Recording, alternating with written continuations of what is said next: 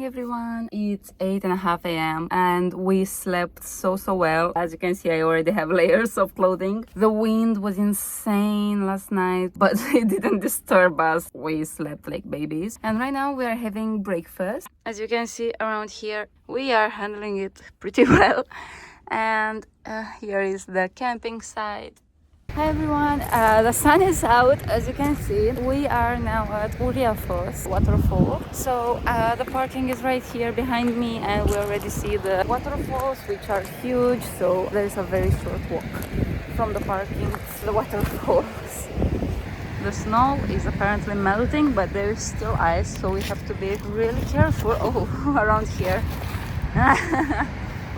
Wow, it's so pretty, it's so loud. Okay, I will stop filming so that I don't fall. So right now I will show you a little bit from this beautiful waterfall, but anyways, keep in mind that this waterfall and also the next one that I'm going to show you, they are not really that popular, so if you are trying to escape the crowd, these two are the perfect waterfalls. And anyways, right now I'm leaving a little bit of the original sound so you can hear the power of these waterfalls, and it is super relaxing. I could stay here for hours. But anyways, we were on a schedule, so after this we went quickly to the car and we went to the next one. But anyways, right now on the screen I have some text for you, so make sure you pause in order to read it, because you will learn a lot more about the places that we are visiting and that I am showing you on the screen. Anyways, next we stopped randomly to see some wild horses from Iceland, which, as you probably know, they are really famous. I look a little bit scared in the video, but it was because one of the horses was really trying to bite my hand for some reason. But it was super fun to see them scratching on the gate again for some reason.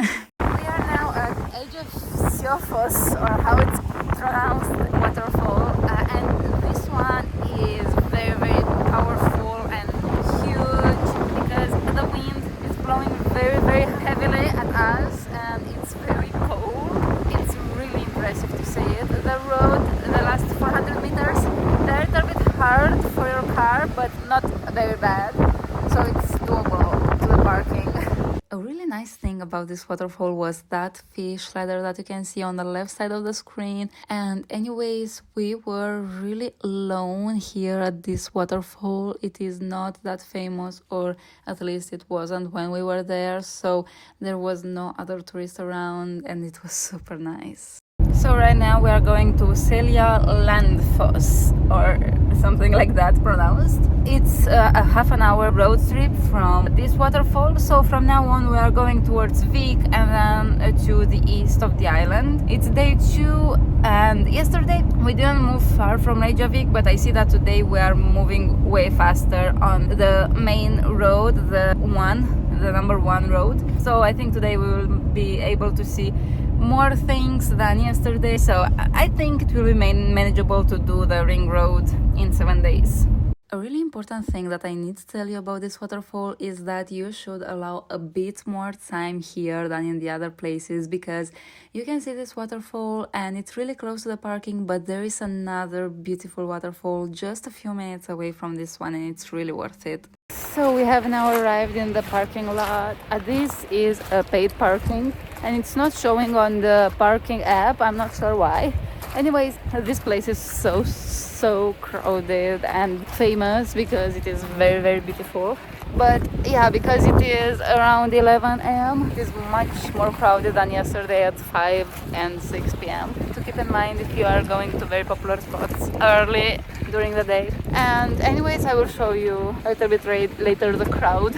But the parking lot, for example, it is full. So you can see already from here the insane crowd. I feel like this is in the top 3 most crowded places in Iceland, but it is still super worth it and super beautiful. There is a rainbow over there. As usual, I filmed this information board for you, so make sure you pause this video in order to read it, because it's a lot of interesting information about this waterfall and the surrounding area. and right now I will just show you some videos from this beautiful waterfall. As you can see, it is really mind-blowing, and in the summer you can also walk behind it. Right now we could not because it was closed even though it was March. Anyways, right now we are going towards the next waterfall that I was talking about. You will see that it's just a few minutes of walking, but until that point we found this cave and we tried to explore it. As you can see, we were a bit anxious about it because we did not see anything from the inside, but I tried to get close and my camera was way better than our eyes, so you can see that it's really a very small cave, but with our own eyes we were seeing just pitch black, so this is why we avoided going in without seeing anything. But anyways, we have arrived at this beautiful waterfall. I will not try to pronounce it because I will probably spell it wrong, I'm sorry, but a lot of people went inside, but as you can see, because it was not summer, we would have to get our clothing wet and it was freezing cold, so we did not do that. So guys, we have arrived at the famous Skogafoss waterfall. This is the waterfall I remember the most from the last time I went to Iceland, but sadly there's no sun today. I feel sad for Mike because he doesn't get to see the rainbow in front of the waterfall, which is iconic for this waterfall. Maybe there will be some sun, but I don't think so. You can look around, and it's weird because I went in January and there was a little bit of sun, and right now in March there isn't any. The view all around, as you can see, it is very beautiful, and here is a waterfall. It looks so small from here, but I am very far away. I am in the parking lot. I think it is free, but I'm not sure. I didn't see any sign of any price. And also you can climb to the top, which I didn't remember.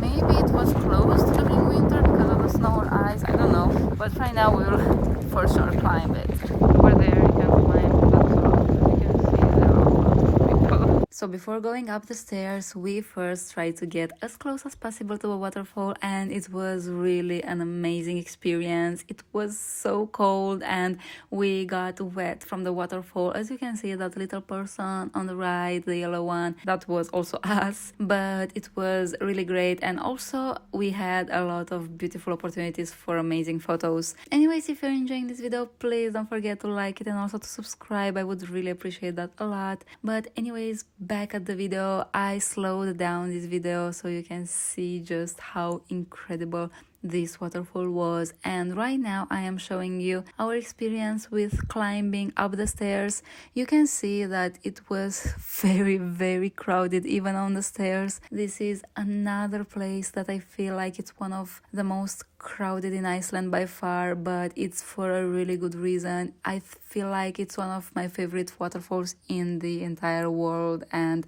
it's 100% worth it to come here even if you don't like the crowds. And the view from the top was pretty beautiful. I mean, I really loved the view from the bottom, so I feel like it's hard to beat that, but still it was really impressive to see just how tall this waterfall was. You can appreciate that only from the top, and you can also see all the water that comes to the waterfall, and it does not look like that much, which is really interesting to see. Anyways, thank you so much for watching. If you enjoyed it, please don't forget to like and subscribe, and see you in the next video.